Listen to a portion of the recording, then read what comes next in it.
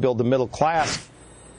Ohio Congressman Jim Renacci is a Republican on the Ways and Means Committee and a candidate for the U.S. Senate. You might remember during the tax debate, he is also your certified public accountant, and you helped us figure out what it would mean to us, and we, of course, appreciate that. Let me talk to you about Made in America. Of course, in Ohio, this is a really big deal, and the White House is going to have this event today where they've taken a product from every state, and they're going to have it on the South Lawn. Hopefully the rain will hold off for that. But Americans are certainly proud, and they want to have an economy that will allow them to continue to manufacture here. Are you seeing that in Ohio? Well, absolutely. And since the Tax Cuts and Jobs Bill came out, Ohio is actually growing. And we've got companies that are investing back in their companies. They're investing in their employees. They're adding employees. So this is an opportunity to grow that business here in Ohio. Listen to what Congressman Steny Hoyer, one of the leaders on the House side, Democrat, said today about his idea for Make It in America Again. Watch this. I've always said that if Democrats want to be the party of workers, we also must be the party of employers.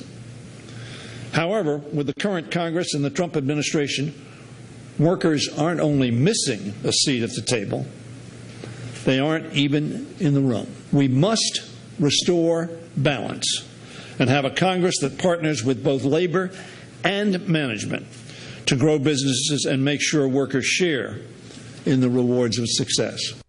So I was wondering if you think, based on talking to your constituents, is what he's saying actually matching up with what people's actual experiences on the ground?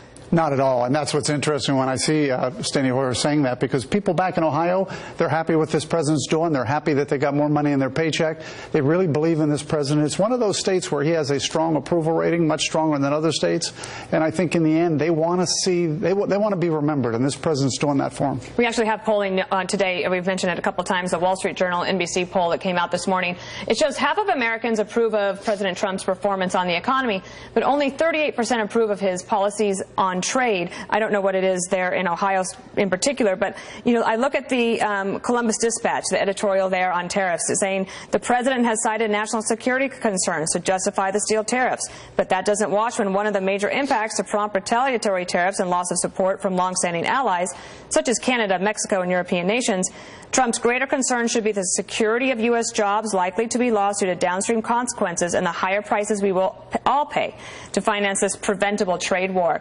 Ohio's an interesting state when it comes to trade. You have a lot of different products that are made there. I would imagine that in some ways the tariffs help.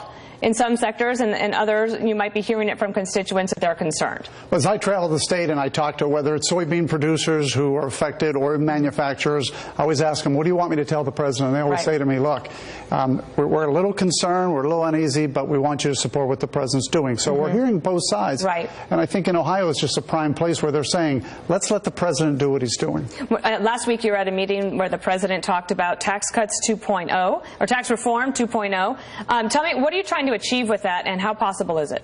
Well, I think we're trying to get back to permanency. We have a tax code that we've changed. We've changed for the good, especially for Ohio, but across the country.